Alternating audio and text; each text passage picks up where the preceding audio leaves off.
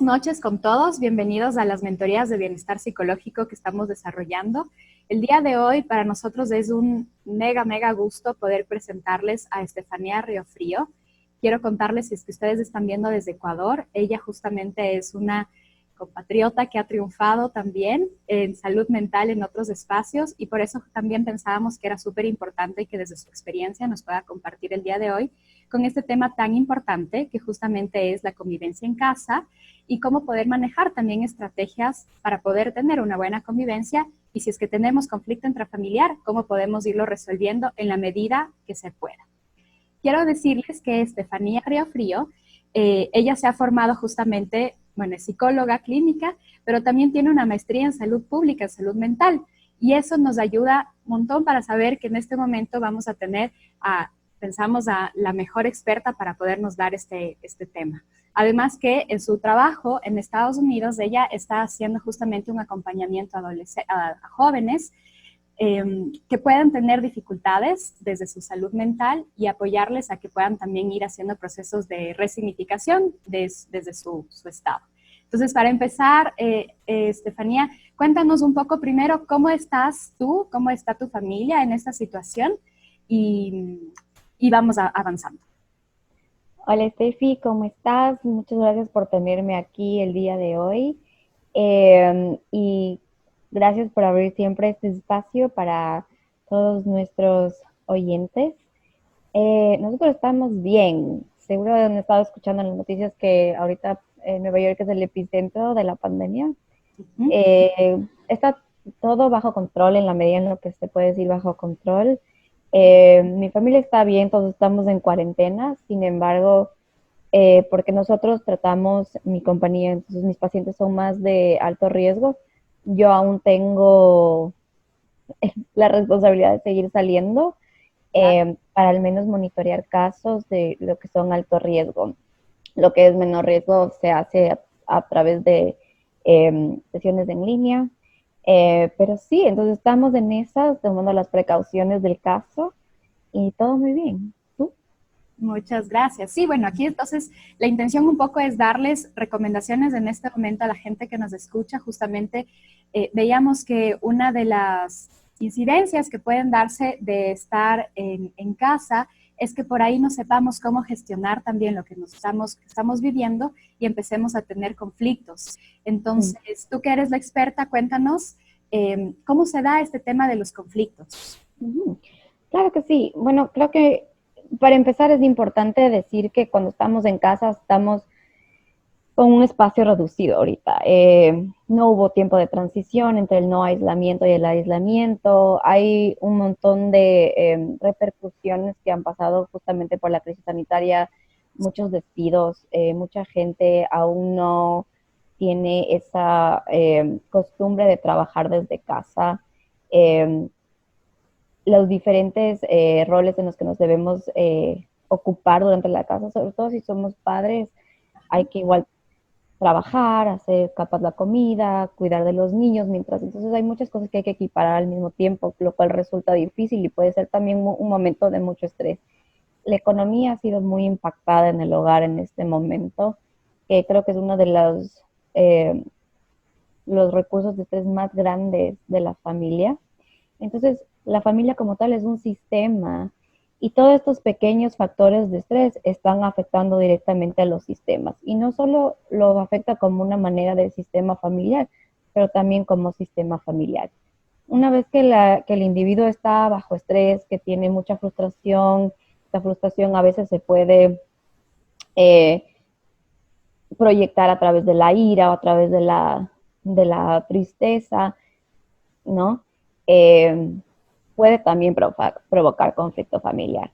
Entonces, estamos viendo cómo el coronavirus se ha convertido en un nuevo sistema que está afectando directamente a las experiencias del individuo como individuo, a las experiencias de la familia como familia. Y entonces, ya cuando la familia, que es el sistema, el núcleo, digamos, de la sociedad, empieza a tener justamente una dificultad, vemos entonces imperioso en trabajar también en este núcleo, en la familia, como para poder ir sanando lo que colectivamente estamos viviendo. Entonces tú, antes de justamente de conversar acá, nos comentabas de que hay varias formas de poder manejar también los conflictos en casa. ¿Cuáles serían tú las recomendaciones que tú nos podrías dar? Yo creo que la primera recomendación que les puedo dar, y es algo que yo siempre hablo mucho con mis pacientes antes de que iniciemos un tratamiento largo en cuanto a lo que ellos necesiten, siempre es importante durante una crisis sanitaria o durante la vida en general es tener una red de apoyo. ¿Quiénes son parte de mi red de apoyo? ¿Cómo lo podemos identificar? En base a esta identificación, por ejemplo, si creo que mi mamá es una red de apoyo, mi mejor amiga es mi red de apoyo y mi novio es también parte de mi red de apoyo, ¿qué me está brindando cada persona para mí? Entonces, mi mamá puede ser mi soporte emocional, mi novio puede ser una persona con la que yo hablo cuando me siento enojada o en un momento de frustración, y mi mejor amiga, capaz con ella hasta tengo un tiempo más para disiparme, ¿no? De esto. Entonces, me están dando diferentes apoyos. Entonces, creo que esa es la primera recomendación que yo puedo dar. Identificar esa red de apoyo y, e identificar qué me provee cada persona, ¿no? Mm. Creo que otra recomendación que yo les puedo dar, bueno, primero hablemos de un poco de que mientras estemos en casa, como se han disminuido los espacios individuales, claro, se espera que el conflicto intrafamiliar aumente un poquito. No se asusten, esto está esperado. Estamos en tiempo de cuarentena, los recursos son más limitados, ¿no? Entonces, la comunicación puede comenzar a fallar un poco. En vez de estar efectiva, puede ser inefectiva. Podemos capaz de estar utilizando un poco más de lenguaje negativo entre nosotros. Capaz no nos damos los espacios necesarios para un poco calmarnos. Y creo que una parte interesante que les puedo contar, nosotros acá, justamente cuando existe el conflicto intrafamiliar, hablamos mucho de un concepto que se llama pushing buttons. Imagínense en esto, se traduce literalmente al español aplastar un botón, ¿no? Imagínense esto como una computadora tiene su botón de inicio. Entonces, cuando aplastan el botón de inicio, se genera toda una cadena de reacción. Entonces, por ejemplo, se prende, de ahí inicia el software, de ahí tienen acceso a la pantalla principal, de ahí se conecta al internet, y de ahí hay un acceso al programa, ¿no? Y podrán hacer lo que ustedes necesiten en la computadora. Lo mismo pasa con los seres humanos. Cuando alguien nos toca nuestros botones emocionales, si es alguien, esta persona es alguien cercano a nuestro, también nos genera toda una cadena de reacciones, y por lo general estas reacciones no son negativas. Entonces, yo les puedo hablar de 7 botones emocionales en los individuos, que son los clásicos. El primero es uno que se llama usar clichés. Por ejemplo, cuando el padre dice, yo cuando tenía tu edad hacía esto y tú no lo haces. El segundo se llama hablar extensivamente. O sea, el padre o el niño no tiene una manera concreta de decir las cosas, entonces pueden caer en dar un discurso grande y largo que uno pierde ya también el hilo del discurso. El tercero se llama etiquetar, que es, por ejemplo, nunca vas a ser exitoso, nunca te vas a graduar, etcétera. El cuarto se llama resolver algo inmediatamente. Por ejemplo, si hay un conflicto o un desacuerdo en ese minuto, en vez de comenzar a hablarlo y un poco explorar qué está pasando, sería resolver inmediatamente, vete a tu cuarto en este minuto, no quiero hablar contigo ahorita. El quinto se llama cuestionar tu ánimo. Por ejemplo, si algo te está afectando, y sobre todo en este tiempo de coronavirus, que estamos mucho más a flor de piel por lo que estamos en pleno aislamiento. Si algo te afecta, que te lo digan, ay, pero ¿por qué estás triste? ¿Estás triste solo por eso? Entonces, exacto, entonces como que no hay el padre no demuestra empatía en esta cuestión. Escoger batallas. Realmente nos debemos preguntar, ¿realmente necesitamos tener un conflicto por todo o no? ¿Qué vale la pena pelear? ¿No? Pero hay que escoger nuestras batallas. Y el último sería resolver volver al pasado, disculpen. Entonces, cuando dices, hace 3 meses llegaste tarde y ahora me estás diciendo, o sea, que no tiene nada que ver con un nuevo conflicto, sin embargo, lo no resuelto vuelve a caer en el presente. Entonces, cuando tú ya nos estás hablando de estos 7 lugares en los que puede, desde la parte del discurso, puede generar una reacción, pueden activarnos, en el mismo momento ya nos estás conversando cuáles serían entonces estas 7 situaciones con las cuales tenemos que tener cuidado justamente como para prevenir una discusión, un argumento. Sí, exactamente. Entonces, cuando ustedes estén viendo estos 7 discursos y lugares en donde una persona puede reaccionar y combinarlos con una comunicación inefectiva, se da un escenario perfecto para tener un desacuerdo y un potencial conflicto intrafamiliar. Ok, entonces un poco para ir resumiendo lo que me vas comentando. Por un lado es importante hablar de las redes de apoyo, identificar, y lo que tú mencionabas con la red de apoyo me parece excelente porque entonces a veces pensamos que puede ser una persona que cumpla todos los roles, pero por ahí pueden ser varias personas que sean nuestra red de apoyo para cada situación. Esto es muy importante lo que acabas de decir en este momento y fomenta también la conexión con el otro. Y estos escenarios, 7 escenarios que nos acabas de mencionar, justamente como alertas preventivas para poder evitar caer en una discusión. Exactamente. Entonces, creo que el siguiente punto sería, ¿qué podemos hacer cuando esto pasa? ¿No es cierto?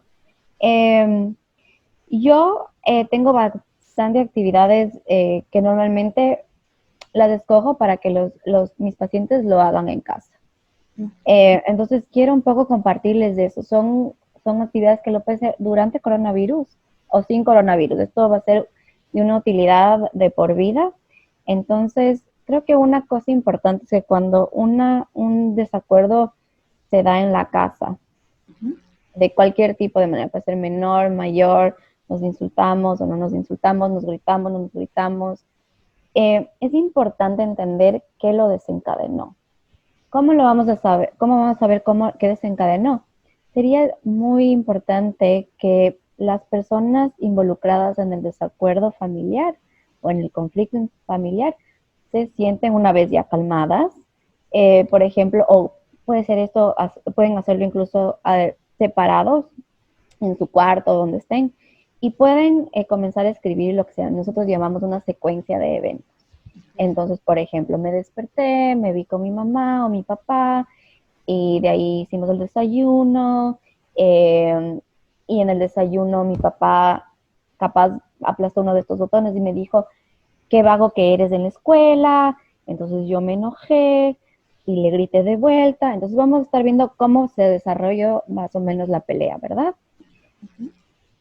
Es importante que cuando ya esté desarrollada en papel la secuencia de cómo se dieron las cosas, uno regrese al inicio y diga, ok, entonces me levanté de buen humor, de mal humor, ¿qué estaba pasando conmigo? ¿Qué es lo que yo estaba pensando? ¿Cómo me estaba sintiendo en ese momento? Y esto se tiene que hacer en las 2 secuencias o más secuencias de eventos que hayamos tenido, ¿verdad? Dependiendo en cuántas personas han estado involucradas en el conflicto. Entonces, para cada casilla que ustedes hayan identificado durante esta secuencia de eventos, también incluyan pensamientos y, y emociones, o sea, qué estaban sintiendo. Porque eso va a ser incluso más fácil identificar cómo uno lidia con un conflicto intrafamiliar, y segundo, también va a ser más fácil poder decírselo a la otra persona, yo me sentí así, y capaz prevenir un futuro conflicto familiar, ¿verdad? Y si es que vuelve a pasar un conflicto familiar, al menos ya tenemos una referencia de dónde capaz no ir mientras alguien está bravo o frustrado, ¿verdad? Entonces vas hablando que en esta secuencia la importancia de reconocer y ir gestionando la emoción. Si es que entonces me levanté, tuve un mal sueño y me levanté ya asustado, con miedo o enojado, ¿de qué manera esta emoción fue activando justamente mis botones para poder entonces reactivar o generar una reacción también con el otro? Sí, exactamente. Y creo que también bajo tu punto, Steffi, creo que es súper importante recalcar que el lenguaje que utilizamos en nuestras conversaciones es muy, muy importante. No les voy a decir, yo creo que lo que veo y lo más común que he visto es que tendemos en tiempo de conflicto, tendemos a ser negativos, ¿verdad? ¿Cómo lo volvemos positivo al lenguaje? Entonces, si yo te digo, eres un vago en la escuela, capaz la parte positiva sería, claro, mi papá me quiere y quiere lo mejor para mí, quisiera que me gradúe a tiempo, ¿verdad? Entonces, ¿cómo podemos dar ese apoyo de lo negativo pasar a lo positivo? Entonces, justamente en la secuencia de eventos, incluso el padre puede decir, yo no me refería a que realmente eres un vago, sino que quiero lo mejor para ti. Entonces ya también se transforma a un lugar nuevo desde el positivismo. Como ir entonces siendo también responsable de lo que decimos, pero haciendo una resignificación también, o sea, desde el aprendizaje podría ser, como cuál es el mensaje que está más abajo de lo que primero sale, sino este mensaje más profundo. Exactamente. Excelente. Y entonces, cuando están pasando los conflictos en casa y por ahí, por ejemplo, están ya subiendo de tono, ¿qué podría hacer la familia si es que justamente todavía no es gestora emocional, todavía su inteligencia emocional está en proceso? ¿Qué podría hacer la familia para entonces evitar que siga escalando y poder hacer como un pare antes de que ya sigamos justamente subiendo de nivel? Claro, creo que esto es un proceso de acompañamiento entre, si hay un proceso en que las cosas siguen escalando, seguramente ya ha pasado antes. La familia tiende a tener una dificultad en romper esa como costumbre, ¿no? Entonces, claro, eso se ha normalizado, entonces lo nuevo produce un poco de shock. Entonces, bueno, ¿cómo el psicólogo puede acompañar en eso? Ahora que estamos en tiempo de coronavirus, si es que están teniendo terapias en línea, pueden ustedes modelar para la familia. Por ejemplo, si el padre aún tiene dificultad diciendo cosas a lo positivo, capaz el psicólogo le diga, papá, ¿por qué no tratamos así? ¿Por qué no lo dice así hoy para ver y lo vas a redireccionar a que lo diga? Lo vas a alentar a que lo diga así. Y eso puede provocar un impacto obviamente positivo, que es lo que se espera.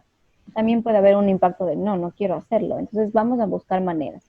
Pero también vamos a hacer más actividad. Entonces, por ejemplo, otra actividad que podemos eh, hacer es una que se llama, es una actividad que se llama sodas. Este es un nombre en inglés, pero importa que esté en inglés, igual lo podemos aplicar en español. Entonces, se llama soda, significa S de solución, O de opciones, de disadvantages o desventajas en el español, A de advantages o ventajas en español y la S de principio dije solución es situación y la S al final es solución. Excelente. Entonces lo que vamos a hacer es que nos vamos a sentar, vamos a hablar de la situación. Entonces, ¿qué pasa? Cuando estoy de mal humor, tiendo a pelearme más con mis papás y capaz quiero fumarme un cigarrillo de la vida. Que es algo que también puede incluso molestar a mi papá porque no le gusta que fume o a mi mamá. Entonces, bajo esa situación vamos a crear 3 opciones. ¿Qué 3 opciones tengo para un poco no crear un nuevo conflicto? Entonces, si estoy brava con mi papá, ¿qué voy a hacer? Capaz me voy a ir a caminar, o capaz me voy a correr, o capaz me voy a escuchar música en mi cuarto.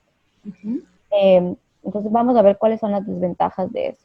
Si es que me voy a correr, bueno, ahorita no puedo porque no estamos encerrados. Claro. ¿No? Si es que me voy a caminar, también es una desventaja ahorita porque estamos encerrados y capaz el tiempo en el que se dio el conflicto no es la mejor hora para salir a caminar por medidas de seguridad en el país. Y si me voy a escuchar música, capaz no me calmo enseguida o me tome más tiempo calmando. ¿Cuáles son las ventajas? Entonces vamos a ir comenzando a hablar de cada ventaja para cada opción que hemos creado y de ahí vamos a encontrar una solución para cada opción que hemos creado, ¿no es cierto? Entonces, para cada una le vamos viendo. Ajá, exacto. Entonces, van a tener una hoja así ¿verdad? Y va a estar como que dividida como que en columnas, con cada casilla para cada cosa, ¿no? Eh, También es importante que cuando estemos ya, cuando ya esté todo escrito, todo en el papel, que uno se pregunte qué tan difícil va a ser para mí cumplir con las opciones, las ventajas y las desventajas y las soluciones, y qué tan comprometido estoy a hacerlo. Entonces podemos utilizar una escala baja. Yo por lo general utilizo del 0 al 5. 0 no estoy comprometido para nada o es súper difícil. Al 5 estoy muy comprometido 100%. Esto no representa una dificultad para mí. Esa es una herramienta que nosotros nos da, es para medir un poco dónde está situado la persona que es parte del conflicto familiar. Entonces, también es una medida que un poco proyecta qué hacer en caso de que las cosas escalen.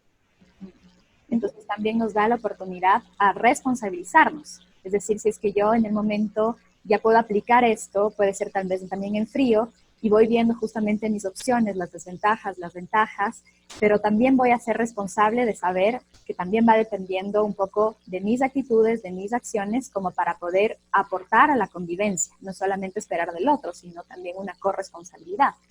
Exactamente, y creo que es importante también en estos puntos decir un poco como que creo que hablar de educación psicológica en ese punto, ¿no? Estamos hablando de una herramienta como que más de hacerlo, más dinámica. Entonces, ¿qué también podemos hablar de esto? Como que un poco introduciendo un tema a la gente que nos ve o mientras estamos en sesión, decirles, claro, como yo pienso, influye en cómo me siento y cómo me siento también influye en mi comportamiento. Entonces es un triángulo, ¿no es cierto? Entonces, cada uno es como casi un círculo vicioso, entonces cada uno va a depender del otro. Entonces, con esta cuestión en papel, incluso va a mejorar capaz lo que era negativo en ese triángulo, capaz puede ser positivo y una medida preventiva. Excelente. Entonces, esto del siento, pienso, hago, como un sentido también de coherencia, de qué es lo que también quiero. Entonces, evocado a mis acciones, a mis pensamientos eh, y cómo yo lo estoy sintiendo también. Pienso. Exactamente. Hermoso. Y cuéntame un poquito, justo antes de empezar a hacer esta charla hablábamos interno también de qué pasaría si es que yo que estoy conviviendo en mi casa, la estoy manejando relativamente bien, pero escucho que por ahí el vecino o el departamento de al lado, estoy escuchando que ya están llegando a niveles altos de riesgo, de violencia tal vez. ¿Qué podrías tú recomendar justamente a las personas que escuchan para poder hacer también un sentido comunitario? Claro. Bueno, ahora que estamos en coronavirus, claro, todos estamos, capaz situaciones que se daban antes no nos estábamos dando cuenta porque capaz teníamos tiempo más reducido en casa. Ahora es importante hablar de el riesgo que estamos ahorita en coronavirus ha aumentado bastante lo que es abuso infantil en cuanto a abuso físico infantil y violencia doméstica. Yo hago la distinción, yo no las llamo a las dos violencia doméstica o violencia intrafamiliar. Hago la distinción, ¿por qué? Porque los niños tienen su propio código de niñez y hay maneras en que un poco se maneja esta área y a otra manera que se maneja la violencia doméstica. Entonces hablemos primero en caso de escuchar algún tipo de negligencia, abuso físico, emocional de un niño. Creo que podemos verlo de dos lados. Primero, es importante que el psicólogo siempre esté al tanto de lo que esté pasando. En los casos de alto riesgo, el psicólogo seguramente ya sabe que existía ese tipo de historial y de pasado en la familia. Seguramente ha habido investigaciones acá en Estados Unidos, nos dan literalmente todas las investigaciones abiertos que han tenido la familia en cuanto a abuso y negligencia. Entonces creo que la importancia en los dos casos, de violencia doméstica y de violencia infantil, es importante siempre hacer lo que nosotros llamamos un plan de seguridad desde el día 1. ¿Qué va a pasar con el plan de seguridad? El plan de seguridad primero lo vamos a introducir a la familia, ¿ya? Pero además también lo vamos a utilizar como una herramienta de prevención. Mientras más la familia lo practique, menos menos riesgo se va a dar. Entonces va a haber como que la prevención va a crecer bastante. Si es que ustedes están hablando, si ustedes estaban oyendo de un niño que está sufriendo de violencia infantil, creo que es siempre importante volver a esta red de apoyo. ¿Cómo esta red de apoyo nos puede ayudar? Ahorita que estamos en coronavirus, las prioridades han cambiado un poco, porque claro, tenemos a todos los trabajadores esenciales en el hospital manejando las crisis con coronavirus, la policía patrullando, militares un poco militarizando la ciudad para asegurarnos que todo el mundo esté cumpliendo con el aislamiento social. Entonces, capaz, incluso la llamada al 911 no va a ser suficiente. Entonces, ¿cómo podemos volver a este mapa de red social? Creo que podemos llamar a nuestra mamá o al amigo, o si nosotros, por lo que nosotros, si sabemos que nuestro vecino está pasando por eso, capaz, hasta incluso conocemos a alguien, ¿no es cierto? Es súper importante que nosotros como psicólogos nos incluyamos en ese tiempo, en ese mapa de seguridad social. ¿Qué vamos a hacer? Vamos a tratar de llamar a la familia, utilizar intervenciones clínicas para comenzar a bajar tensión y que no se escale más la crisis. Por ejemplo, mamá, puedes irte a tu cuarto por un momento, voy a hablar con tu hijo para ver qué le pasa. Hablamos con nuestro hijo, qué está pasando. De ahí voy a ir a mamá. ¿Estás tú calmado? Puedes quedarte en tu cuarto. Voy a mamá. Mamá, ¿estás bien? ¿Qué pasó? Y obviamente van a haber dos versiones, ¿verdad? Volvamos a la secuencia de eventos igual. ¿Qué pasó en la secuencia? Hagamos una secuencia de eventos, no ese mismo día, sino el siguiente. Volvamos a esa secuencia de eventos y creo que siempre es importante, si es que un niño realmente está en muchísimo riesgo, reportar. Tenemos que reportarlo. Ahora en coronavirus han creado este programa de Yo Vivo Sin Violencia a través del 911. Hay un número y los puedo dar al final de nuestra entrevista, Steffi. Y pueden también, ajá. Sí, seguro. Podemos llamar a ese número y ese número va a iniciar va a activar una red de, no sé si de investigación, honestamente, pero van a reportar el caso y van a proveer ayuda. Exacto. Eso podemos hacer para esa parte. Es importante que si nosotros los psicólogos, fuimos involucrados durante la crisis, después llamemos también a nuestra familia, o sea, a la familia con la que trabajamos o al paciente con el que trabajamos, llamémoslo unas 2, 3 horas después de la crisis, que esté calmado. ¿Cómo sigues? ¿Cómo estás? Y si esto se dio en el fin de semana, hagamos ese seguimiento en el fin de semana. Para los padres, si es que tienen un niño que de repente estalló y se fue del 0 al 100 en 2 segundos, creo que es importante darle su espacio. Denle el espacio, traten de entender, si es un niño alrededor de los 6, 7 años, por favor, bájense a su nivel para tener contacto visual. Traten de entender un poco al niño, ofrecer agua, calmarlo un poco, ¿qué te pasa? Evitar el lenguaje negativo, una contención exacta. Entonces eso por el lado de violencia infantil. Una vez dada la contención, si es que no saben más, si es que el niño se ha calmado, pero igual sigue un poco entre que sí, que no, que está agresivo, pero está aún agresivo, vuelvan a su red de apoyo, vuelvan a su psicólogo, capaz incluso crear una red de apoyo, si sea chiquito el niño, quieres hablar con tu amiguito de la escuela cuando estés calmado, capaz ponerle una película de Spider-Man, le calme también, no sé, tener recursos en casa en este momento para que un poco calmen eso. Hablemos de entonces violencia doméstica, que sería como que ya la parte final de lo que se podría ver en conflicto intrafamiliar. Bueno, la violencia doméstica ahorita está en un alto riesgo también, ahorita durante el periodo de cuarentena, porque muchas víctimas quiero hablar, hombres y mujeres, se ven obligadas a estar en un mismo espacio con su abusador, justamente por esto del aislamiento social. Ahora, ¿qué pasa? Es que no hay mucho método de comunicación. Si quiero recalcar que a veces partes de los signos de violencia. La violencia no necesariamente tiene que ser física, puede ser emocional, puede ser sexual y obviamente física. Pero parte de los signos de violencia es que el abusador tienda a no dar, a proveer un método de comunicación a la víctima. O sea, capaz la víctima, lo más seguro es que no tenga un teléfono, un celular. Entonces, capaz lo más seguro es que tenga miedo de comunicarse, tenga miedo de llamar al 911 porque capaz dice, no, no me van a hacer caso ahorita, si estamos en plena pandemia, capaz están en los hospitales. Hay un miedo grande entonces, capaz el segundo pensamiento de la víctima es, me voy, quiero irme a pedir ayuda. Capaz, lo más seguro es que eso no pase porque como hay un alto riesgo de contagio ahorita, ese miedo es más importante que salir a pedir ayuda. Y bueno, entonces es muy difícil. Durante el COVID, sí les quiero contar que durante ahorita el coronavirus, nuevos signos de violencia han aparecido que están relacionados con la pandemia y es, practicar higiene siempre. Entonces, lo que hace el abusador es obliga a las víctimas a lavarse mucho las manos al punto que las manos sangran.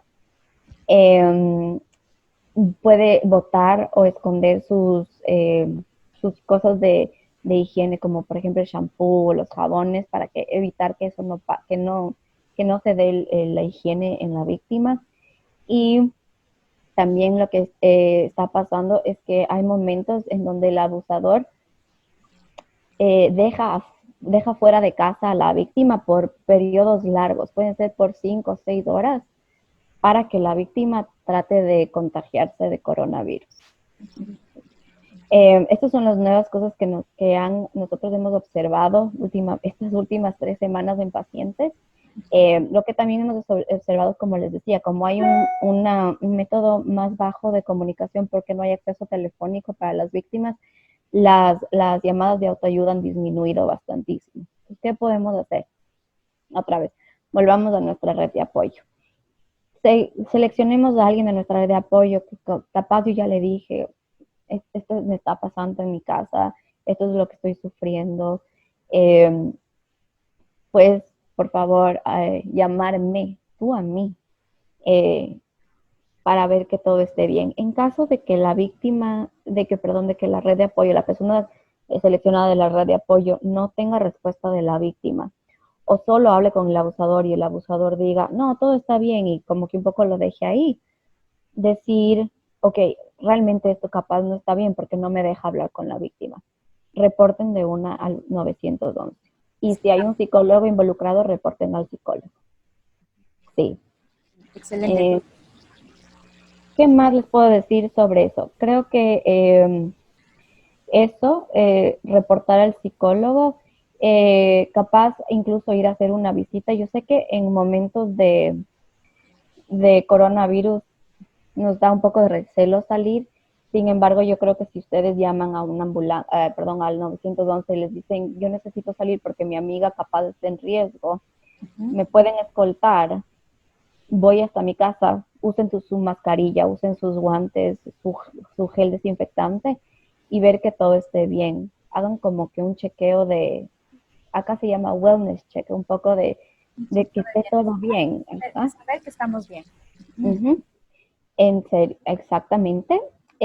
Creo que es siempre importante que en situaciones de violencia doméstica, no solo durante coronavirus, sino siempre, se le motive mucho a la víctima a tener un paquetito así chiquito con su pasaporte, cédula, licencia de conducir y un poco de dinero, así pequeño. Eso tiene que estar escondido, o sea, le tienen que preguntar dónde el abusador no tendría acceso para esto. Entonces, porque en el minuto en que se necesita hacer un escape, porque realmente las cosas se salieron de control y la víctima está a mucho riesgo de muerte, se agarra ese paquete y uno le ayuda a escapar. ¿Ok? Entonces, siempre motivar a la víctima en tener eso escondido, porque es lo más inmediato que vamos a tener. Ropa y el resto, eso no es lo inmediato. Siempre hay que priorizar documentos de identificación y un poco de dinero para un poco acolchonar los primeros días. Y creo que si ustedes han sido o conocen casos de víctima y han tenido un contacto de la policía porque les dieron su boleta de auxilio, pongan esa boleta de auxilio ahí, pongan la original en esa parte, ustedes tengan una copia y siempre tengan una copia de su número de su abogado también guardada. Y creo que es importante que estos números se las den a sus personas de red de apoyo. Denle la copia de una boleta de auxilio a la red de apoyo, de abogados a la red de apoyo y de su psicólogo a la red de apoyo. Porque de esa manera, si no sabemos de ustedes, podemos un poco dar más información a otras personas que también puedan tener más ayuda y más acceso a la víctima para poder ayudar. Ok, muy bien. Lo que nos has comentado realmente ha sido de mucho aporte, mucha ayuda. Nos has estado mencionando entonces cómo resolver conflictos cuando está en la medida de lo que se puede, digamos, a nivel de casa, cuando podemos todavía no llegar a niveles extremos. Y también nos has comentado desde el otro extremo qué hacer ya en casos emergentes. Me parece muy importante lo que acabas de decir, siempre contar, tener una red de apoyo, decirles a las personas que nos estén escuchando, que están atravesando tal vez por una situación de crisis, en este sentido, que en verdad, a pesar de que hay una sensación de soledad, todas estas activaciones, todos estos protocolos están justamente desarrollados para decirles que no están solas o solos y pueden articularse a medida de que se vaya necesitando. Entonces, si es que las personas que nos escuchan están viéndonos desde el Ecuador, nosotros tenemos, como tú bien decías, activado el 911 justamente para poder solventar cualquier dificultad. Y el 911 ha hecho justamente una articulación con varios colegios de psicólogos para que rápidamente se direccionen los casos y puedan activarse los protocolos necesarios. Entonces, si es que estamos escuchando algo, como tú bien nos has mencionado, si es que estamos escuchando violencia del vecino de más, activar estos protocolos que serían para el cuidado nuestro, pero también para el cuidado del otro. Así que bueno, nos has dado mucha información, te agradecemos muchísimo, Estefanía, realmente se nota también la experticia que estás trabajando en este tema y creemos que en este tiempo, como una situación de crisis, nos da muchas oportunidades también. Y en este momento va a ser una oportunidad, si es que estamos atravesando, si es que, como decías, ya la familia ha normalizado tal vez los conflictos, es un buen momento para poderlo resolver, para poder gestionar o aprender de otra manera. Y si es que hemos estado atravesando por una situación un poco más crítica, también dar pasos para poder salir de estas cadenas de abuso que pueden estar pasando. Te agradezco mucho lo que nos has comentado y no sé si quieres despedirte, decir algo finalmente. Sí, muchas gracias a ti otra vez por el espacio. A las personas que nos están escuchando, yo voy a mandar también, tengo una lista de recursos de lugares donde pueden ir para pedir apoyo, sobre todo para situaciones de violencia doméstica. He encontrado una lista a nivel nacional, entonces les voy a redireccionar allá y pueden pedir más información a Steffi o Luis Felipe. Y seguramente ellos también los van a redireccionar incluso a albergues para mujeres o hombres víctimas de violencia doméstica. Entonces, te quiero compartir eso contigo y cualquier cosa, muchísimas gracias. Por favor, siéntanse libres de contactarme a cualquier rato por si necesitan más información. Muchas gracias por tu generosidad. Y entonces vamos a poner justamente tus datos al final y todos estos recursos van a estar justamente en la descripción del video para que las personas puedan accederla con facilidad. Que tengas una excelente noche, Estefanía, y estamos conversando en un futuro cercano seguramente. Igual para ti, Estefi, muchas gracias.